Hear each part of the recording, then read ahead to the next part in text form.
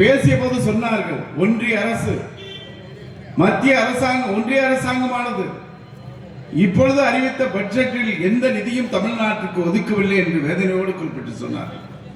உங்களுக்கு ஒரு பழமொழி தெரியும், உழைப்பவன் ஒருவன் உண்பவன் ஒருவன் என்ற ஒரு பழமொழி உங்களுக்கு தெரியும்.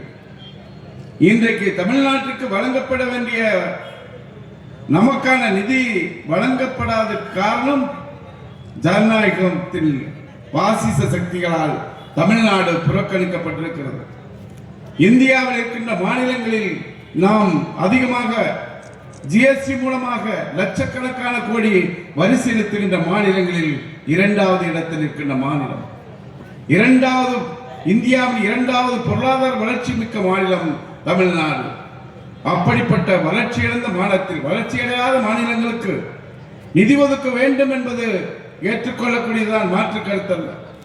ஆனால் நாம் ₹1 செலுத்தினால் நமக்கு 29 பைசாவை திரும்பி கொடுத்துவிட்டு நம்முடைய வரிப்பணத்தை மற்ற மாநிலங்களுக்கு, பாஜக ஆளுகின்ற மாநிலங்களுக்கு வாரி வாரி வழங்குகிறார்களே, அதைத்தான் நாம் கண்டிக்கின்றோம். நம் தமிழ்நாடு முதலமைச்சர் அதனைத்தான் கண்டிக்கிறார் என்பதை நான் இங்கே பதிவு செய்கிறேன்.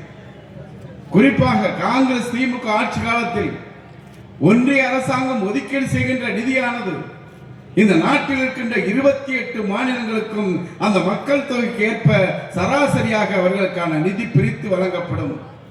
யாரும் எந்த இடத்திலும் பாரபட்சம் இல்லாமல் ஆட்சி நடத்தணும். அப்படி ஆட்சி செய்தது காங்கிரஸ் திமுக ஆட்சி. ஆனால் இன்றைக்கு பாஜக தமிழ்நாட்டிற்கு மிகப்பெரிய அநீதியை இழைத்த போதும் தமிழ்நாட்டுடைய எதிர்க்கட்சி தலைவர், ஒரு கட்சியுடைய தலைவராக இருக்கக்கூடிய திரு எடப்பாடி பழனிசாமி எந்த நிதியுமே ஒதுக்காததற்கு வரவேற்பளிக்கிறார். இப்படி ஒரு தலைவர், இப்படி ஒரு தமிழ்நாட்டுக்கு அநீதி இழைக்கக்கூடிய ஒரு தலைவரை நாம் இந்த தமிழ்நாட்டில் எப்படி என்று கூறுவது என்பதை எண்ணி பாருங்கள். மற்ற மாநிலங்கள் இதை கர்நாடகாவை இணைத்துக் கொள்ளுங்கள். அங்கே நிதி ஒதுக்கவில்லை என்றால் அங்கே அனைத்து கட்சிகளும் சேர்ந்து கண்டன குரலை, எதிர்ப்பை பதிவு செய்கிறார்கள். இந்த தமிழ்நாட்டில் மட்டும்தான் இந்த நிலை. ஆனால் அதை தாண்டி நீ நிதி ஒதுக்காவிட்டாலும் தமிழ்நாட்டு மக்களை நான் பாதுகாப்பேன், தேவையான திட்டங்களை நிறைவேற்றி தருவேன் என்ற மிகச்சிறந்த முதலமைச்சரை பெற்றிருக்கின்ற மாநிலம் தமிழ்நாடு என்பதை நீங்கள் திட்டங்களால் உங்களுக்கு நன்றாக தெரியும். எங்கு சென்றாலும் இதே போல ஆயிரக்கணக்கான இளைஞர்கள், பெண்கள் என்று திரண்டு இந்த கூட்டங்களில் பங்கேற்கின்றார்கள். தமிழ்நாடு முழுவதும் மிகப்பெரிய வரவேற்பை பெற்றிருக்கிறது.